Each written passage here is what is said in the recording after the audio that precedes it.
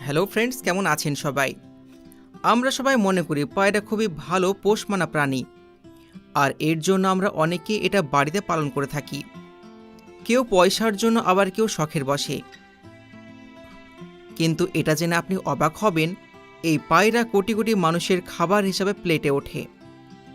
এটা শুনে হয়তো আপনার অবাক লাগতে পারে, কিন্তু এই পায়রা বিশাল বড় বড় খামারে পালন করা হয়, আর পালন করে এগুলোকে মাংস করা হয়, তারপর বিভিন্ন জায়গায় বিক্রি করা হয়।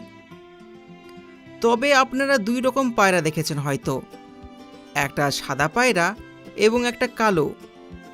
যেগুলো সাদা হয়ে থাকে সেগুলো আমরা পালন করি, আর কালোগুলো পালন করি না। সাদাগুলো অনেকেই পালন করে থাকে। এই পায়রার 1 কেজি মাংসের মূল্য চাইনিজ কারেন্সি হিসাবে 90 ইয়ান, অর্থাৎ আমাদের ইন্ডিয়ান টাকায় 1035 টাকা। সাধারণ এই পায়রা পালন করে কিভাবে এত বেশি মুনাফা অর্জন করা যায়, আর কিভাবে এই নিরীহ প্রাণীগুলোকে হত্যা করে মাংস করে বিক্রি করা হচ্ছে, সব কিছু আমরা দেখব। আমরা মনে করি পায়রা খুবই কিউট, কিন্তু এগুলোকে হত্যা করে এর মাংস করা হয়। তো চলুন বন্ধুরা, দেখে আসা যাক বড় বড় খামারগুলোতে কিভাবে এগুলো পালন করা হয়, ফ্যাক্টরিতে প্রসেস করা হয় এবং মাংস করে কি করে বিক্রি করা হয়। এই যে বিশাল বড় খামার দেখতে পাচ্ছেন, এটা একটা ইন্ডাস্ট্রিয়াল এলাকা, আর এটা সম্পূর্ণ চায়নাতেই অবস্থিত। এই খামারের মধ্যে অনেক রকম প্রজাতির পায়রা আছে, আর এই খামারে পায়রা পালন করা হয় ডিম উৎপাদন করার জন্য।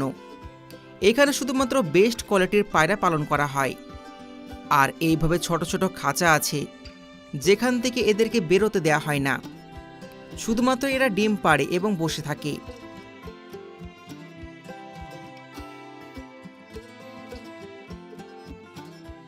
ডিম একবার কালেক্ট করা হয়ে গেলে এগুলোকে নিয়ে চলে আসা হয় প্রসেসিং রুমে। ডিমগুলোকে ভালো করে পরীক্ষা নিরীক্ষা করা হয়, দেখাশোনা করা হয়, ভেতরে কোনো ডিম নষ্ট হয়ে গেছে কিনা ভালো করে দেখা হয়। তারপর যখন ভালো ডিমগুলোকে বাছাই করা হয়ে যায়, তখন পাঠিয়ে দেওয়া হয় ইনকিউবেটর মেশিনের মধ্যে। ইনকিউবেটর মেশিন কিছুদিনের মধ্যে ডিম ফুটে বাচ্চা বের করে দেয়। এই দেখুন, ছোট ছোট বাচ্চা বের হয়েছে। এবার এগুলোকে মেল এবং ফিমেল হিসাবে আলাদা করা হয়। এগুলো আলাদা আলাদা করা হয়ে গেলে একটা মেল পায়রা এবং একটা ফিমেল পায়রা একসঙ্গে নিয়ে গিয়ে মা পায়রার কাছে রেখে দেয়া হয়। সব থেকে মজার বিষয়, মা পায়রা ওই দুটো বাচ্চাকে পালন করতে থাকে। মা পায়রা বাচ্চা দুটোকে ঠিকঠাক পালন করে এবং ঠিকঠাক খাবার খাইয়ে বড় করে তোলে। তবে এখানে অনেক রকম প্রজাতির পাখি পালন করা হয়, আর এখানে বুনো পাখিও পালন করা হয়। একবার যখন পাখিগুলো একটু বড় হয়ে যায়, তখন এগুলোকে বাইরে বের করা হয় আর ভ্যাকসিন করা হয়।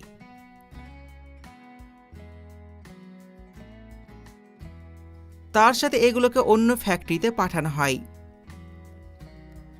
ফ্যাক্টরিতে নিয়ে এসে এগুলোকে খুব ভালো করে দেখাশোনা করা হয়, খাবার খাওয়ানো হয়। এখানে থাকা খাওয়ার সমস্ত ব্যবস্থা আছে। এখন এগুলো একটু বড় হয়ে গেছে, এখন মোটামুটি দানা খেতে পারবে। তো এদেরকে ভুট্টা এবং গম একসঙ্গে মিশিয়ে খেতে দেয়া হয়। এদেরকে খাবার খাওয়ানোর সিস্টেম চমৎকার।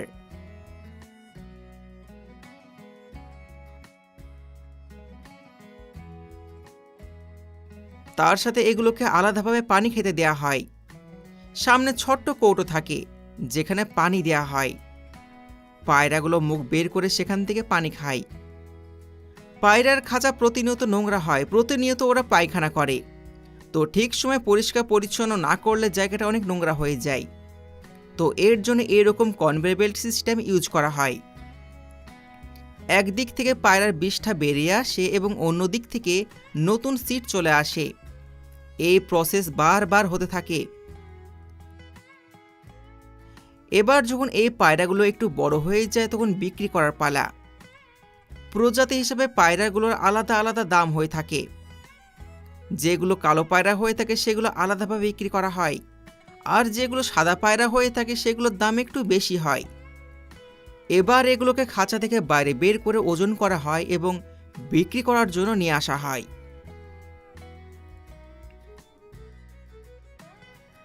ওয়ার্কাররা আলাদা আলাদা সাইজ হিসাবে এগুলোকে আলাদা আলাদা ভাগে ভাগ করে, সাথে প্রজাতি হিসাবেও আলাদা করে এবং বাজারে বিক্রি করার জন্য নিয়ে আসে। এরকম অনেক জায়গা আছে যেখানে পায়রার মাংস কিনতে পাওয়া যায় না, তো সেই সমস্ত জায়গাতে পায়রার মাংস পাঠানোর জন্য এইরকম ফ্যাক্টরি তৈরি করা হয়েছে, যে ফ্যাক্টরিতে পায়রার মাংস প্রসেস করা হয়। ফ্যাক্টরিতে সব প্রথমে পায়রাগুলোকে নিয়ে আসা হয়, এরপর এরকম হ্যাঙ্গার সিস্টেমে ঝুলিয়ে দেওয়া হয়। হ্যাঙ্গার সিস্টেম পায়রাগুলোকে নিয়ে চলে যায় কাটিং সেকশনে, যেখানে এই পায়রাগুলোকে ভালো করে জবাই করা হয়, তার সাথে বডি থেকে সমস্ত পালক ওঠানো হয়। মেশিনের সাহায্যে যদিও সঠিকভাবে পালক ওঠে না, তো এগুলোকে হাতের সাহায্যে তুলে ফেলা হয়। পরে এভাবে পরিষ্কার হয়ে গেলে গোটা গোটা প্যাকিং করা হয়। পায়রার মাংস চায়না এবং মালয়েশিয়াতে প্রচুর ফেমাস, আর আমি প্রথমবার দেখলাম পায়রার মাংস কি করে বিক্রি হয়। তবে আপনার কি মনে হয়, এত সুন্দর কিউট পাখিকে হত্যা করা কি ঠিক? আপনার মতামত কমেন্টে জানাবেন।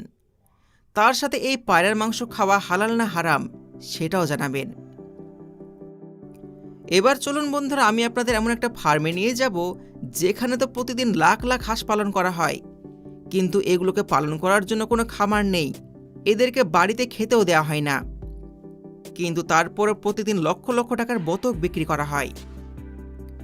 আপনি হয়তো ভাবছেন লাখ লাখ বতক পালন করা হচ্ছে কিন্তু ওদেরকে খাবার দেয়া হচ্ছে না, এটা কিভাবে সম্ভব? তো বন্ধুরা, এটাই তো মজা। এদেরকে সম্পূর্ণ অর্গানিকভাবে পালন করা হয়। এদের জন্য তৈরি করা হয়েছে প্রাকৃতিকভাবে বিশাল বড় ইকোসিস্টেম। সব প্রথমে তো ইনকিউবেটর মেশিনের মাধ্যমে ডিম ফুটে বাচ্চা বের করা হয়, তারপরে সমস্ত বাচ্চাগুলোকে সঠিকভাবে যাচাই বাছাই করে নিয়ে চলে আসা হয় ফ্যাক্টরিতে। এখন ফ্যাক্টরি থেকে খামারে তো চলে আসলো, কিন্তু প্রথম দিন এদেরকে খাবার খেতে দেওয়া হবে। তবে এদেরকে প্রতিদিন খাবার খেতে দেওয়া হয় না, এদের খাবারের জন্য আলাদা ব্যবস্থা আছে। এই যে বিশাল বড় খামার দেখতে পাচ্ছেন, এর চারিদিক ঘুরে দেখুন, এর চারিদিক কিন্তু অনেক মজার। এর চারিদিকে জমি পড়ে আছে, সব প্রথমে এই জমি তৈরি করা হবে, আর অন্যদিকে ধান লাগানোর জন্য ধানের চারা তৈরি করা হবে। ধান চারানো হয়ে গেলে আগে থেকে তৈরি করা জমিতে ধানগুলো লাগিয়ে দেওয়া হয়। ধানের জমিতে প্রতিনিয়ত পানি থাকে, আর তার সাথে কীটপতঙ্গ জন্ম নেয়। ওই সমস্ত কীটপতঙ্গগুলো বতক খেয়ে থাকে। বাচ্চাগুলো জন্ম নেওয়ার পর থেকে ধানের ক্ষেতে চলে আসে, আর ধানের ক্ষেত থেকে সমস্ত কীটপতঙ্গ পোকামাকড় সব কিছু খেয়ে নেয়। একটা বিষয়, বতকগুলোকে আপনি ধানের ক্ষেতের বডিগার্ডও বলতে পারেন। এরা ধানের ক্ষেতের পোকামাকড়গুলোকে খেয়ে নেয় এবং মল ত্যাগ করে, আর সেটা পরবর্তী সময়ে সারে রূপান্তরিত হয়। এর ফলে ধানও খুবই ভালো কোয়ালিটির হয়ে থাকে। যতদিন জমিতে ধান থাকে ততদিন বতক ধানের পোকামাকড় খেয়ে খেয়ে বড় হয়। ধানগুলো একবার কাটা হয়ে গেলে বতকগুলো জমিতে থাকে, আর ওই সমস্ত বতকগুলোকে ফ্যাক্টরিতে খেতেই দেওয়া হয় না। এদেরকে পালন করা হয় সম্পূর্ণ ইকোসিস্টেম ইউজ করে।